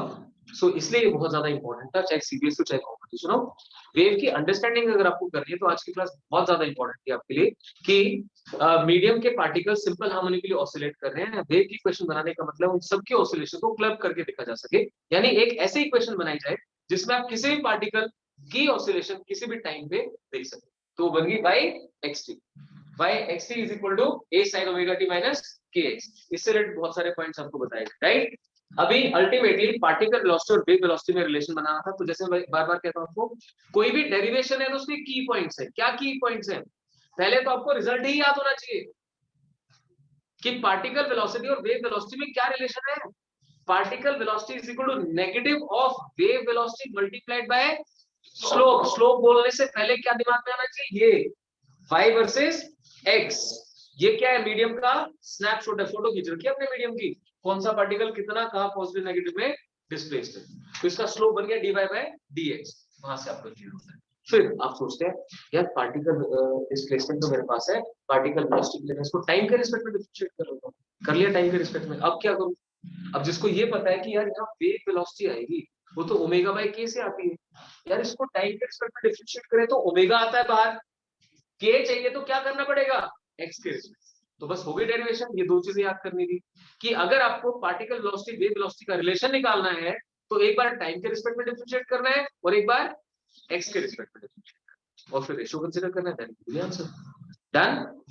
ठीक है, यहीं पे अगर कोई पार्टिकल एक्सेलरेशन की बात करने लगे, देखो पार्टिकल वेलोसिटी की मैक्सिमम वैल्यू कितनी है, ओमेगा ए, एसएचएम में भी तो ये आती थी। अगर मैं इसे एक बार और डिफरेंशिएट कर दूं तो कॉस का डिफरेंशिएशन क्या होता है, माइनस साइन, माइनस बाहर आ जाएगा, कॉस का साइन बन जाएगा, ओमेगा बाहर आ जाएगा, तो भाई ओमेगा स्क्वायर ए की टर्म आ जाएगा। तो भाई पार्टिकल हम मान तो रहे हैं कि सिंपल हार्मोनिक में ऑसिलेट कर रहा है, तो ये इक्वेशन वापस घूम के क्या बन जाएगी, a is equal to minus omega square x. याद है किसी को? पार्टिकल एक्सेलरेशन एसएचएम की बेसिक इक्वेशन क्या है, f is equal to minus k x या a is equal to minus omega square x, वही बदलेगी। तो मैं नहीं कर रहा हूँ, वो आप कर सकते हैं। ये इंपॉर्टेंट था particle velocity and wave velocity को कोरिलेट करना। एक होमवर्क दे रहा हूँ, घर से आपको क्या करके आना है, देखिए जरा और homework. Del square y by del t square is equal to dash times del square y by del x square. ये कंप्लीट करके आना है। डैश मैंने छोड़ा है, आप जब दो बार ये डिफरेंशिएशन करेंगे तो आपको अपने आप पता लग जाएगा क्या answer. Del square y by del t square is equal to dash into del square y by del x square. इसी इक्वेशन से स्टार्ट करेंगे, y is equal to a sin omega t minus kx, दो बार time के respect में differentiate करोगे और फिर अलग से दो बार x के रिस्पेक्ट में, फिर रेशियो कंसीडर करके देखे ना क्या आंसर। चलो अब आगे बढ़ते हैं, देखिए ध्यान से। अब हम लोग इस चीज में कंफर्टेबल है कि वेव कैसे ट्रेवल करती है। अब ये समझना जरूरी है कि वेव जब ट्रेवल कर रही है तो सामने आ गई दीवार, दीवार से जब वो रिफ्लेक्ट बैक होगी तो क्या चेंजेस आएंगे, डायरेक्शन चेंज हो जाएगी। डायरेक्शन तो चेंज होगी पर क्या साथ साथ उसका फेज भी चेंज करेगा, क्या क्या उसकी एम्पलीट्यूड भी चेंज होगी, क्या उसकी फ्रीक्वेंसी भी चेंज होगी, क्या उसकी स्पीड भी चेंज होगी। तो this is what we need to talk about. Got it? देखिए boundary condition,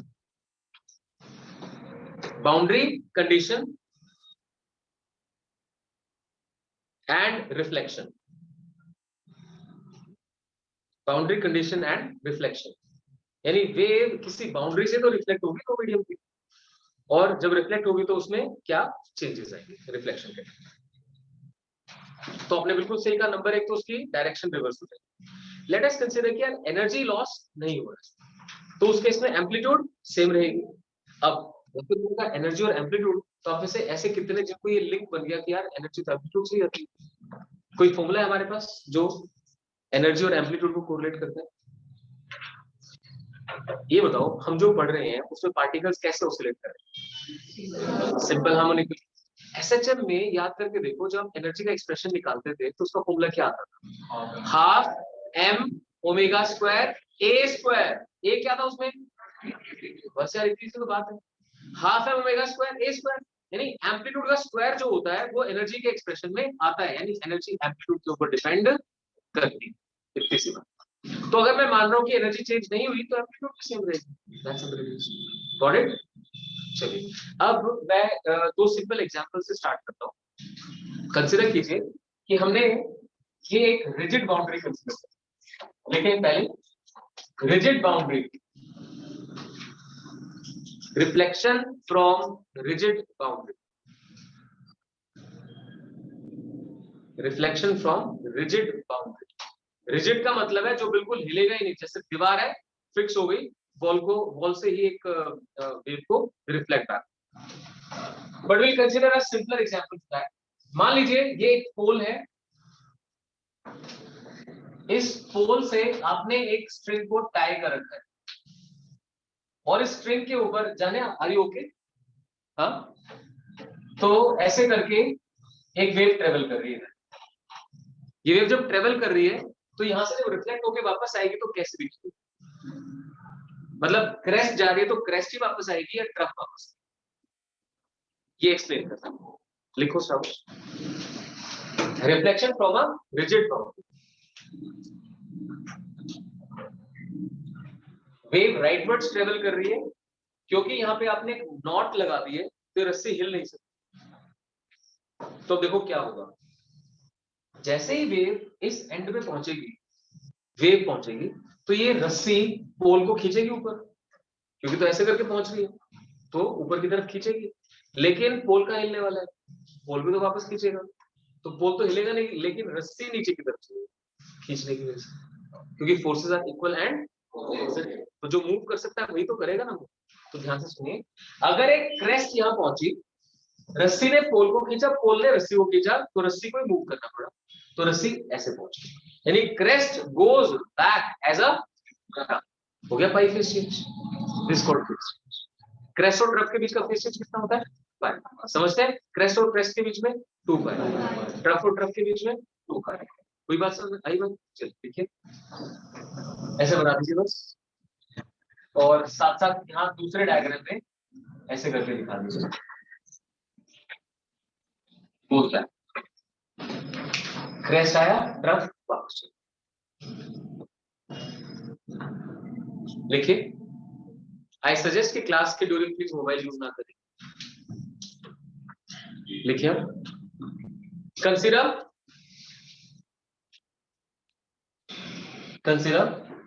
a crest approaching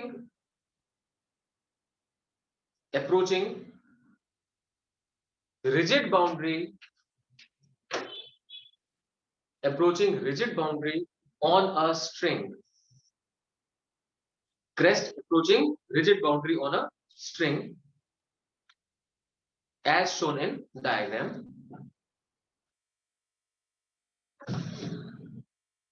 लिखिए, string and pole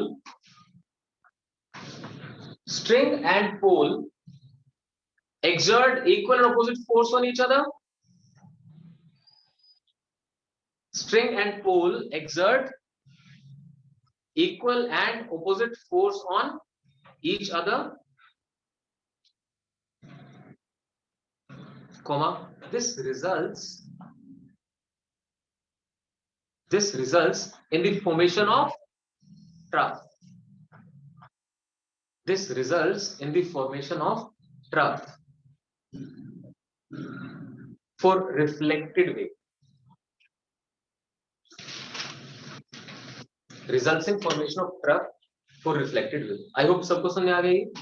भाई रस्सी बंधी हुई है, आपने ऐसे झटका मारा, तो यहाँ पे अगर क्रैश पहुंचा तो ऑब्वियसली वापस क्या आएगा? Trough. That means a phase change of pi.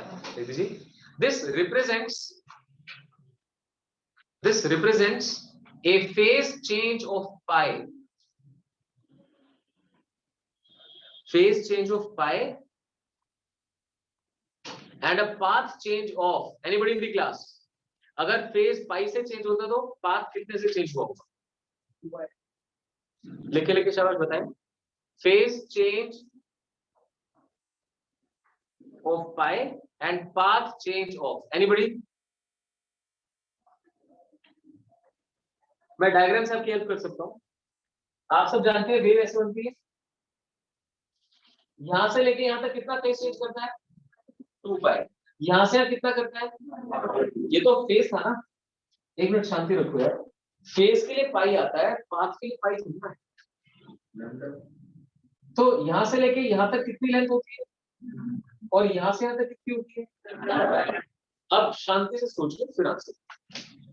यहां से लेके यहां तक का 2 पाई फेज चेंज था, अभी हम क्रेस्ट को ट्रफ में कन्वर्ट करें तो फेज चेंज कितना हो गया? पाई फेज चेंज पाई। अगर फेज चेंज पाई हुआ तो पाथ चेंज कितना हुआ?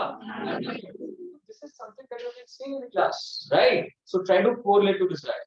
जब भी वेव से रिलेटेड कुछ भी कर रहे हो तो do not forget about this. ये चीज याद होनी चाहिए आपको यहाँ से यहाँ तक का फेज चेंज कितना 2 पाई, और यहाँ से यहाँ तक का पाथ चेंज कितना लैम्डा, तो यहाँ से यहाँ तक का पाथ चेंज कितना lambda. Hope it is clear Kunal, समझ आ रहा है लैम्डा बाय 2 वाली बात? ठीक है, तो ये एक 1 मार्क क्वेश्चन कर लिया आपने कि अगर एक wave, if a wave gets reflected from a denser boundary, what happens to its phase? Phase changes by what is the path difference created? Crest gets converted into done, and compression gets converted into reflection. अब इसी का दूसरा example लेते हैं कि भाई denser boundary की बजाय रेयर बाउंड्री। अच्छा, इसमें काम करते हैं, इक्वेशन में तो लिख ही ले। ये बताओ स्ट्रिंग तो सेम ही है ना, वेव जिस स्ट्रिंग पे ट्रेवल करके गई थी उसी में वापस आ रही है, तो जो स्पीड होती है, किसी को ध्यान होगा फॉर्मूला, स्ट्रिंग के ऊपर जब ट्रांसवर्स वेव ट्रेवल करती है तो उसकी स्पीड का फॉर्मूला क्या होता है? v इज इक्वल टू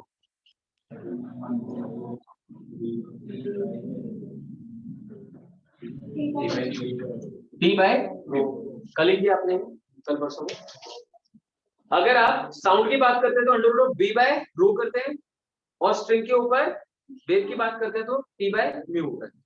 तो t is tension and mu is mass per unit length. तो भाई वेव राइट में जा रही है लेफ्ट में जा रही है, उससे तो यहाँ कोई फर्क नहीं पड़ रहा, वही टेंशन स्ट्रिंग के अंदर वही मास करेगा। दैट मींस रिफ्लेक्टेड वेव की स्पीड चेंज, मीडियम सेम है ना, तो स्पीड सेम, स्पीड सेम है, क्या फ्रीक्वेंसी चेंज होगी? नहीं, फ्रीक्वेंसी भी सेम है, फ्रीक्वेंसी भी सेम है, स्पीड भी सेम है, क्या वेवलेंथ चेंज होगी? इसके लिए कौन सा फॉर्मूला सोच रहे हो? v is equal to nu lambda, v same है न्यू सेम है तो लैम्डा भी सेम रहेगा। स्पीड चेंज करती है ना, उसकी फ्रीक्वेंसी चेंज करती है और वेवलेंथ चेंज करती है, सारे के सारे सेम है। Hope it's clear. चेंज क्या हुआ? डायरेक्शन, डायरेक्शन चेंज हुई तो उसमें माइनस की बजाय क्या डाल देंगे? प्लस का।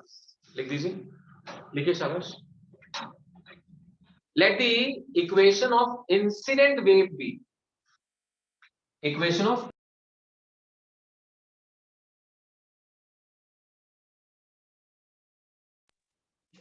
y i लिख देना, i इंसिडेंट वेव क्या लिखते हैं normally? a sine of omega t minus k, तो y is equal to a sine of omega t minus k, जो वो इंसिडेंट वेव है। हम चाहते हैं रिफ्लेक्टेड वेव की इक्वेशन, तो लिख दीजिए equation for the reflected wave, equation for the reflected wave that's equal to a, अब साइन है तो साइन ही रहेगा, omega t plus k s, excellent, और साथ साथ एक पाई का फेज चेंज भी तो हुआ, तो प्लस वन, मतलब डायरेक्शन रिवर्सल यहां से नहीं दिखाई देता। कुछ बच्चे ये मिस्टेक करते हैं कि सर राइट में जा रहा तो प्लस था, लेफ्ट में जा रहा तो माइनस, नहीं भाई वो प्लस माइनस यहाँ से डायरेक्शन रिवर्स करती है। प्लस पाई यहाँ डाल दो या माइनस साइन यहाँ डाल दो। जानते हैं साइन थर्ड क्वाड्रेंट में जाके कैसे हो जाता है? Negative. Sine theta plus pi takes it to third quadrant. तो आप ऐसा भी कर सकते हैं कि पाई हटाना चाहें तो यहाँ माइनस साइन, तो लिख देते हैं साथ साथ is equal to minus a sine of omega t plus k. बहुत ही जरूरी पार्ट है जो हम अभी कर रहे हैं। हर कोई समझ पाया कि क्रेस्ट ट्रफ में कन्वर्ट हो गई, अगर रिजिड बाउंड्री थी तो क्रेस्ट ट्रफ में कन्वर्ट हुई तो पाई का फेज होगा, याद करना है, बनवा क्वेश्चन को बताता है, प्लस पाई किया। अब ये आपको पता है sine pi plus theta is minus sine theta, so minus minus sine theta, amplitude remains done. अब लिखिए reflection from rare boundary, reflection from rare boundary,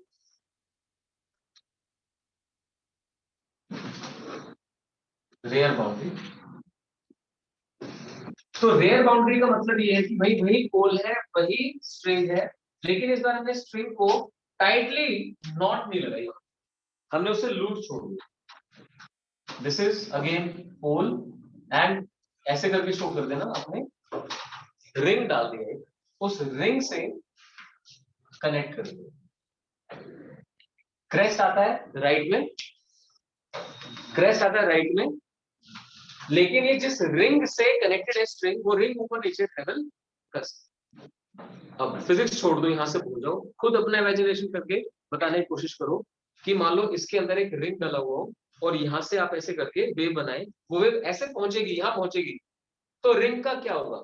ring और नीचे जाएगा, ऊपर जाएगा, रस्सी खींचेगी, है ना? रस्सी खींचेगी तो बताना जरा, जब ऊपर जाएगा तो क्या यहाँ जाके रुक जाएगा या और ऊपर जाएगा? आपने पढ़ा है कि इक्विलिब्रियम में रुकेगा नहीं और ऊपर तक जाएगा, राइट? और ऊपर तक जाएगा फिर वापस नीचे आएगा, ऐसा ही होगा ना? तो मेरे हाथ को देखना ध्यान से, ये मेरा हाथ जो रिंग है, रिंग ऊपर गया फिर वापस नीचे आया।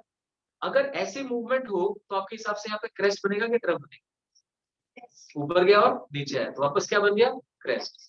क्रेस्ट आया था और क्रेस्ट ही वापस लो phase change. Over is clear?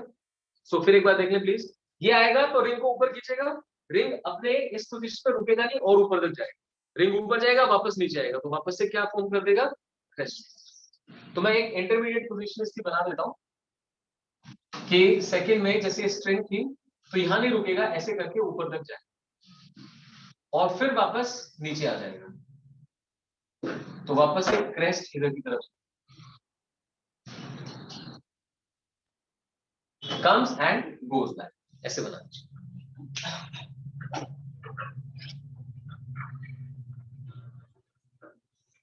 ठीक है, क्रेस्ट ने अप्रोच किया और अल्टीमेटली वापस भी क्रेस्ट की गई।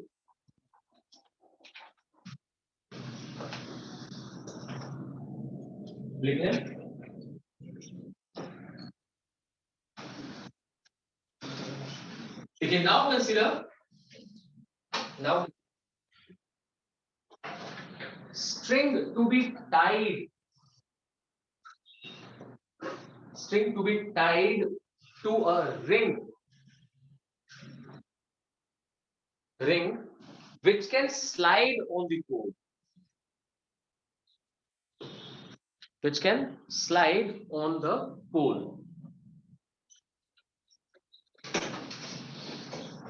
लिखे हम, as a crest approaches, as a crest approaches, the ring is pulled upwards, the ring is pulled upwards,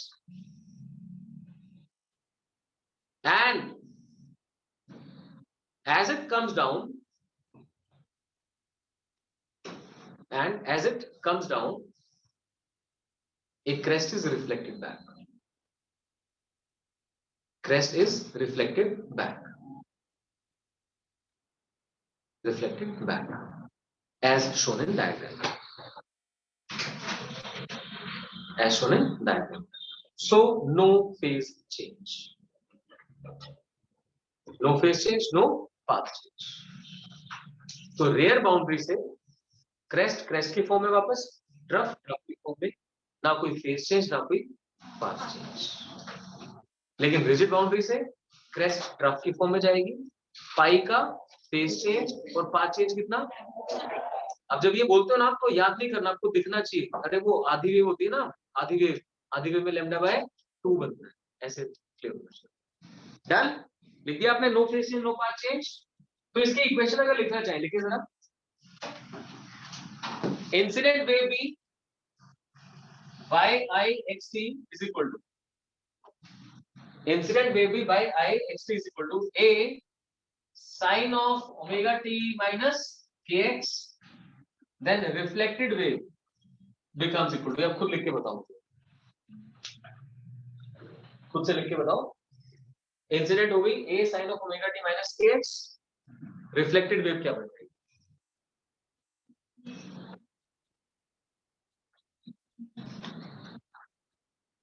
direction reversal है, A sin of omega t plus kx, कोई फेस चेंज है क्या? नहीं। तो भी कोई बच्चा यहाँ नेगेटिव बोल रहा था, मैं उनको फिर से लास्ट टाइम समझा देता हूँ कि आप जब तक कॉन्सेप्ट ठीक से नहीं समझेंगे तब तक तुक्के मार रहे होंगे, और ये ऐसे टॉपिक है जिसमें तुक्का जरा सा लगा और काम हो गया खराब। यहाँ पर माइनस साइन का मतलब है फेस चेंज, अभी समझाया था, अगर प्लस पाई था तो पाई हट के माइनस साइन आया। डायरेक्शन रिवर्सल यहां से नहीं दिखाते, डायरेक्शन रिवर्सल यहां से दिखाते। Omega t minus kx is traveling in positive x direction. Omega t plus kx is traveling in negative x direction. This is what happens. Hope it is clear to you. So कैसे tensor boundary से reflected wave को लिखा जा सकता है और कैसे rare boundary से रिफ्लेक्टेड वेव को लिखा जा सकता है, मैंने आपको क्लियर कर दिया। अब बारी आती है सुपर इम्पोजिशन। देखिए जरा, ज्यादा हो गया क्या? तुम्हें आदत नहीं रही ना क्लासेस? मैंने सुना है कुछ बच्चे तो कहीं 2-2 घंटे की क्लास भी करके आते हैं, 2.5 घंटे की क्लास करके आते हैं, है ना? करना जरा हाथ खड़े जो मुझे बताते होते हैं कि सर हमने आज हम 3 घंटे की क्लास पढ़ के। हाँ शाबाश, 4 घंटे, बहुत बढ़िया। तो वहां फिर बीच में क्या करते हो? मतलब गाने वाने सुनते हो, चुटकुले, ऐसे ही चलता रहता है? आपको तो रिलैक्स टाइम मिलना चाहिए वैसे।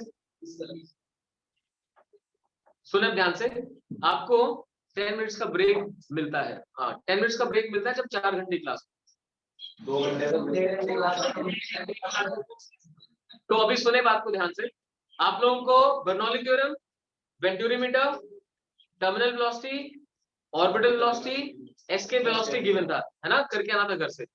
तो मैं आपको ब्रेक दे देता हूँ, वो एक बार फटाफट से रिवाइज करो। ये क्या ब्रेक? अरे तुम्हें तो आता ही है, वो तो मैं अपनी खुशी के लिए कर रहा हूँ यहाँ पे। सुने ध्यान से, चलो ठीक है। आप बताइए सर, आप बताइए रमेश, जो आइडल फ्लूइड होता है, आइडल फ्लूइड की क्या कैरेक्टरिस्टिक्स होती है? नॉन विस्कस होता है, बहुत बढ़िया। और इरोटेशनल फ्लो होता है, सप्लाई बंद। आइडल फ्लूइड में क्या क्या चीजें इंपॉर्टेंट होती है? नॉन विस्कस होता है और इनकम्प्रेसिबल होता है। सबसे पहले ये याद रखिए, ideal fluid is incompressible, non viscous and has steady flow, that is irrotation। ठीक है? आइडल फ्लूइड में हम कितने तरह की एनर्जीज पढ़ते हैं? 3 टाइप्स ऑफ एनर्जीज। हाँ, kinetic energy, potential energy and pressure energy. Kinetic, gravitational, potential energy and pressure energy, right?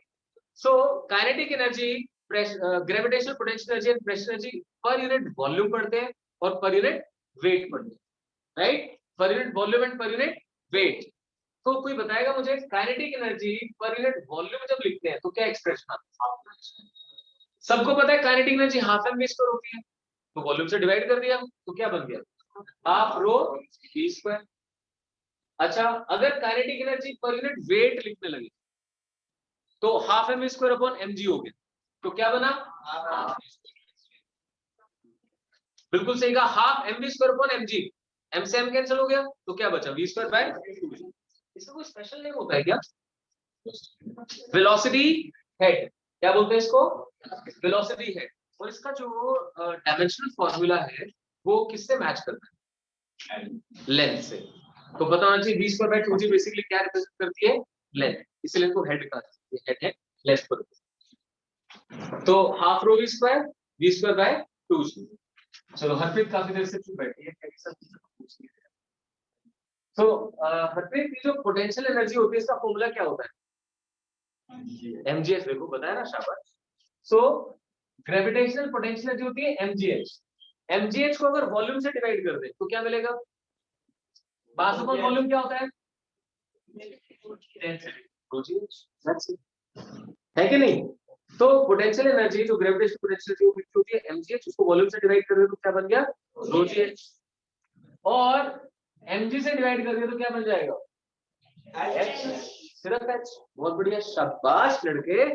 तो ग्रेविटेशनल पोटेंशियल पर यूनिट वॉल्यूम ρgh, इसका रिटर्न लगाना mgh बाय वॉल्यूम करना है, और mg हट गया तो क्या बचा? इसे क्या बोलते हैं? Gravitational head. This is called gravitational head and this is called velocity. ठीक है, अब बचा प्रेशर। प्रेशर वाले में आपने एक छोटी सी बात याद रखनी है, pressure energy per unit volume ही प्रेशर होता है। Pressure energy per unit volume भी क्या होता है? प्रेशर। ये जो एनर्जी होती है इसका मतलब ये क्या है? Pressure into volume. आपने work done during isothermal adiabatic सब किया था, इंटीग्रेशन पीडीवी करते हैं, pressure into volume PV graph के एरिया से क्या मिलता है? Work done. आया कुछ ध्यान? जब कर्व आगे की तरफ जाती है तो एक्सपेंशन होता है, वर्क डन पॉजिटिव होता है, कर्व पीछे की तरफ आता है तो वर्क डन नेगेटिव। आया कुछ ध्यान? वापस आते हैं, आपको ये पता है कि प्रेशर को अगर वॉल्यूम से मल्टीप्लाई कर दिया जाए तो वर्क डन मिलता है, नहीं एनर्जी मिलती है।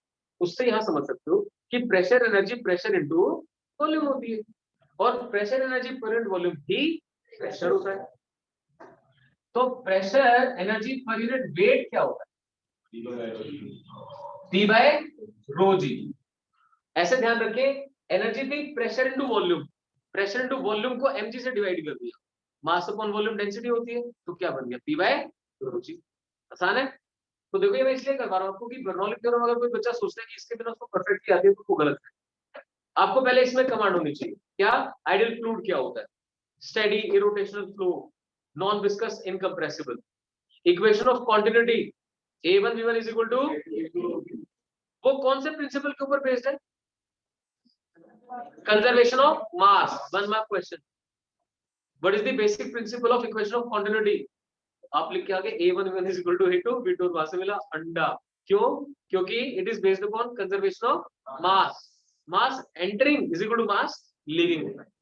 अच्छा, मास से याद आया, वंशित बताएगा मास क्या होता है। वंशित m इज इक्वल टू, थोड़ा जोर से बोले, इनको सुनाई नहीं दे रहा। शाबाश। It is A rho V delta t. जिस बच्चे को बर्नौली थ्योरम वगैरह बहुत अच्छे से करनी है उसको इसका रट्टा 100%। मास क्या होता है? A rho V। कैसे होता है वो मैं यहाँ से जरूर समझाऊंगा आपको, देखिए। Area A, velocity V, delta T time में कितनी लेंथ कवर कर दी? V delta T. तो वॉल्यूम कितना क्रिएट हो गया? Area into length, area into length, A into V delta t. So area into V delta T बन गया आपका वॉल्यूम को डेंसिटी से मल्टीप्लाई करके क्या बनता है। तो जो बच्चा चाहता है कि भैया यहाँ पे जरा से भी परेशानी ना हो, चाहे इक्वेशन ऑफ कॉन्टिन्यूटी प्रूव करनी आ जाए, चाहे बर्नौली थ्योरम आ जाए, तो उसको ये चीज का रट्टा पक्का होना चाहिए, mass is equal to A rho V delta t, और दिखना चाहिए साथ साथ area V delta t, area into V delta t is volume into density, so that's why A rho V delta t. Clear? और ये density समझ में आ गया आपको? ठीक है, सॉरी एनर्जी क्लियर हो गई। Half rho V square, V square by 2g, rho g H P by rho g, इसे क्या बोलते हैं? प्रेशर। तो आपको ध्यान है वो बर्नौली थ्योरम में बोलते हैं कि तीनों हेड्स का सम कांस्टेंट बना रहता है, या फिर तीनों तरह की energy per unit volume constant बनी रहती है। तो फिर से जो बर्नौली थ्योरम प्रूव करना चाहता है उसको उसका रिजल्ट पहले आता है। क्या प्रूव करना है? प्रूव ये करना है कि kinetic energy per unit volume, gravitational potential energy per unit volume and pressure energy per unit volume for an ideal fluid in streamline flow is constant. अगर आप ideal fluid का streamline flow consider करते हैं तो sum of all these energies per unit volume becomes constant. So half rho v square rho g h and p half rho v square rho g h sum is equal to constant. या heads का बोल सकते हो, heads में क्या आ जाएगा? V square by 2g plus h plus p by। अब इसको प्रूव करने के लिए डायग्राम कौन सा बनाते हैं? ऐसा तो नहीं कि मैं आपको जबरदस्ती समझा रहा हूँ, उसका मजा ही अलग है। उसका मजा ही अलग है, तुम जानते हो। कोई बात 130 हो गए क्या? अच्छा, अभी तो 2:30 तक का टाइम है हमारे पास। चलो देखते हैं, यहाँ प्रेशर P1 है, यहाँ प्रेशर P2। कोई नहीं, बस मैं आपको परेशान करने के लिए नहीं बुलाया, बहुत परेशान करने के लिए बुलाया। देखते हैं, यहाँ से प्रेशर P1 है, यहाँ से प्रेशर P2 है। इसकी हाइट मीन हाइट करते हैं हम, ग्राउंड से H1 जिसको आते हैं ना बोलते जाए, यहाँ से हाइट H2, और क्या area of section velocity velocity आगे सर। चलो point B, section A section B, section A section B. तो जब यहां से ऊपर लिक्विड जाएगा तो काइनेटिक एनर्जी मान लेते हैं कि चेंज हुई, initial kinetic energy K1, final kinetic energy K2। अब काइनेटिक एनर्जी का फॉर्मूला क्या होता है? Half m v square. अब देखो कितना मजा आएगा, हमें K1 लिखने गए तो half of m1 into v1 square लिखना था। अभी वंशज बताएगा, वंशज m का फॉर्मूला क्या था? थोड़ा और जल्दी बोलना शुरू कर। हाँ शाबाश, A rho B delta T में बन गया हाफ हो ए, कौन सा A one rho B one delta T right into B one square. अब बताओ हो गया आसान। यहाँ पे आप चाहे तो थोड़ा सा ऐसे लंबा से बना के और दिखा सकते हैं this is b one delta shade कर सकते हैं। ऐसे ही यहाँ पे हल्का सा ही बना के और शेड कर दीजिए और इसे दिखा दीजिए क्या है B2। तो इनिशियल काइनेटिक एनर्जी बन गई ये, final kinetic energy half A2 rho B2 delta B2 square. Done है। ऐसे ही potential energy, initial potential energy mgh a rho b delta T लेकिन वन वाला a1 b1 और g h1 mgh m याद हुआ नहीं और डेरिवेशन सारी शुरू नहीं। ऐसे ही u2 a2 rho b2 delta T g h2।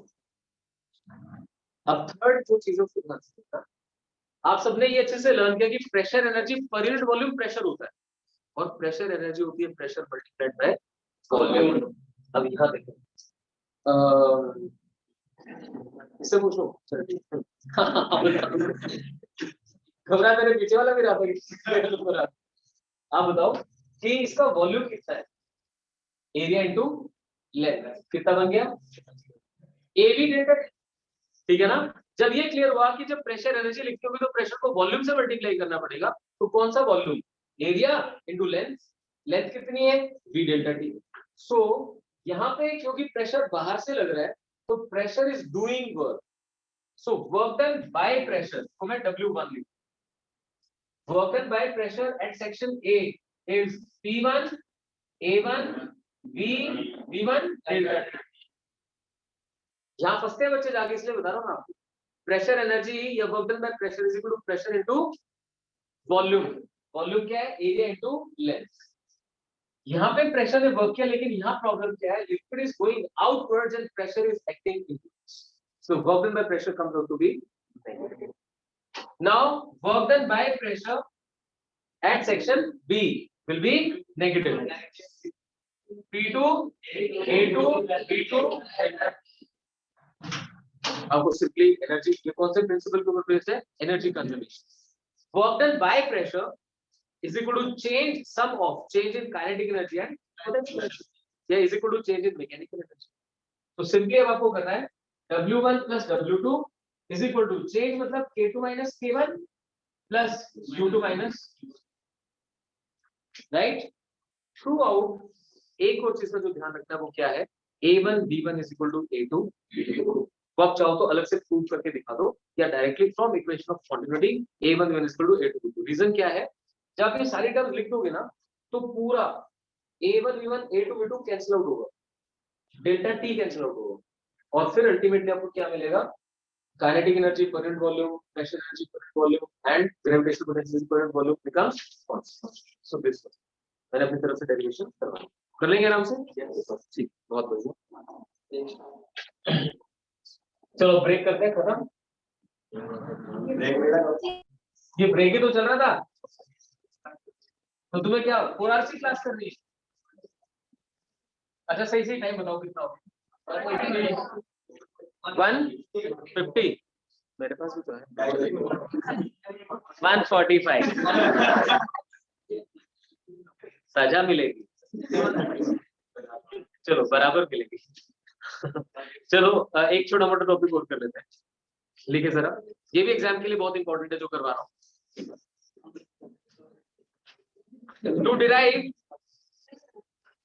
आप ही की भलाई के लिए कर रहा हूँ, सिलेबस जल्दी खत्म होगा तो आप भी comfortable. To derive expression for wave velocity, wave velocity तो जो मैंने आपको पहले करवाया था v equal to nu into lambda and v equal to omega by k, वो तो सिंपल एक अंडरस्टैंडिंग थी। अगर एग्जाम में क्वेश्चन आता है derive expression for wave velocity तो क्या करना है, तो ये बहुत बहुत ज्यादा इंपॉर्टेंट है, इसलिए ध्यान से पहले बना दीजिए ये डायग्राम कि एक वेव ऐसे करके ट्रेवल कर रही थी, बनाया शाबाश। A wave is traveling rightward, was traveling rightwards, दोनों को ना सेम बनाना कोशिश करो, टर्निंग राइटवर्ड्स।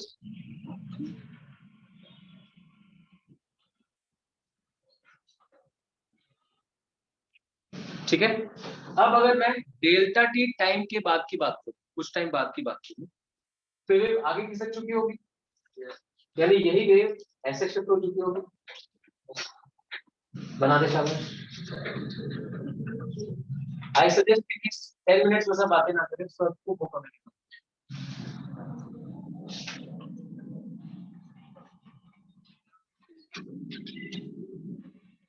एग्री? यस। ये इनिशियल वेव थी जो डेल्टा टी टाइम में इतना खिसक गई। ऐसे तो चलती है, फिर से चद्दर झाड़ने वाला जो एग्जांपल था, उसमें जो वेव बनी थी वो वेव एज इट इज तो आगे जाती है, तो ये वेव आगे की तरफ शिफ्ट हुई। एक छोटी सी बात सोच के बताना चाहिए, इसके अंदर पहले वाली वेव के अंदर जो पार्टिकल्स का एक दूसरे से फेज रिलेशन था, क्या वैसा ही फेज रिलेशन इसके पार्टिकल्स का भी आपस में होगा? ना पता होते हुए भी इतने कॉन्फिडेंस से बोलने को, सबको क्लियर है? बहुत बढ़िया। मैं फिर भी बताता हूँ फेज रिलेशन का मतलब क्या था। फर्स्ट वाले पार्ट में जो पार्टिकल यहाँ पे है, अगर उसका फेज मैं 0 कंसिडर करूं, तो इस वाले पार्टिकल के लिए फेज कितना चेंज कर गया? अच्छा चलो ये बता दूं, इस पार्टिकल के रिस्पेक्ट में इस वाले पार्टिकल का फेज कितना चेंज हो गया? एक्सीलेंट, बहुत बढ़िया। और इसके रिस्पेक्ट में इसका कितना चेंज हो गया? पाई। और इसका कितना हो गया? पाई।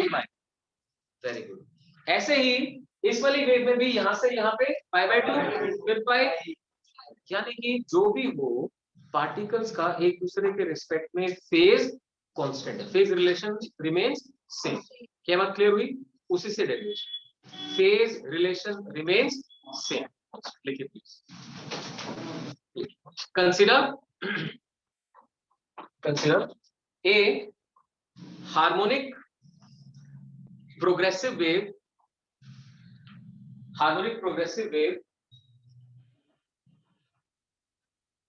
traveling along positive x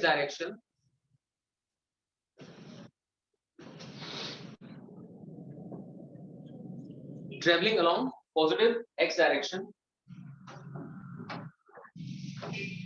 given by yxt is equal to a sin of omega t minus kx।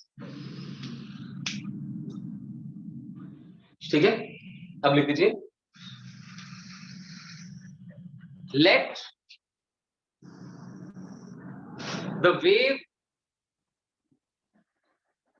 displaces through a distance delta x in time delta t, wave displaces through a distance delta x in time delta t as shown in the diagram above। तो यहां से यहां तक के distance को आप delta x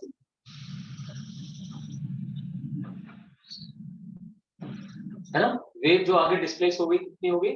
delta x in a small time delta. हो गया as shown in the diagram above. अब स्टार मार्क करके लिखिए, it is clear that shape of the wave pulse does not change. It is clear that shape of the wave pulse does not change. Clear हो गया आपको? ये wave pulse की shape same रही, तो लिखे कॉमा डाल के, this is possible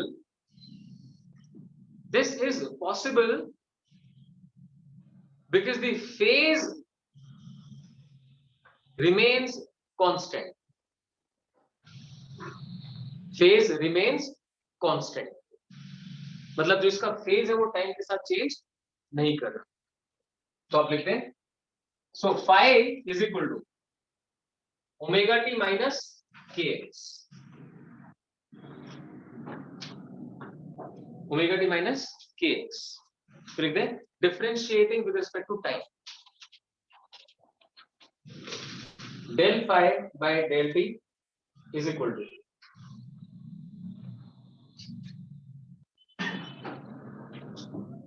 अच्छा यहाँ तो एक काम कर सकते हैं, डेल क्यों करना है, देखो t के रिस्पेक्ट में डिफरेंशिएट कर रहे हैं, dx by dt क्या बन जाएगा, वेलोसिटी। इस बार तो x की डायरेक्शन में जा रहे हो ना, तो dx by dt क्या बन जाएगी, वेलोसिटी। तो इसे d ही कर दीजिए, डेल की जरूरत हो।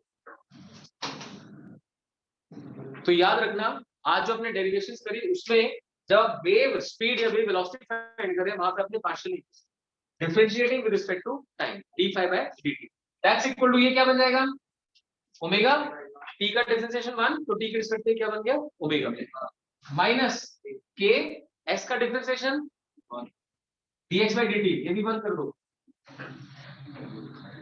dx by dt is velocity but this should be 0. if something has to remain constant तो उसका डिफरेंशिएशन कैसा होना चाहिए, 0. so 0 is equal to omega minus kv, omega minus kv. so kv is equal to omega, v is equal to omega by k.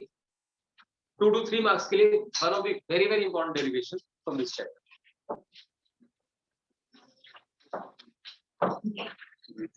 ठीक है, देखिए फटाफट एक बार फिर से क्या बनाया, वेव पल्स बनाई, वो wave pulse delta T time में डेल्टा एक्स शिफ्ट कर जाती है।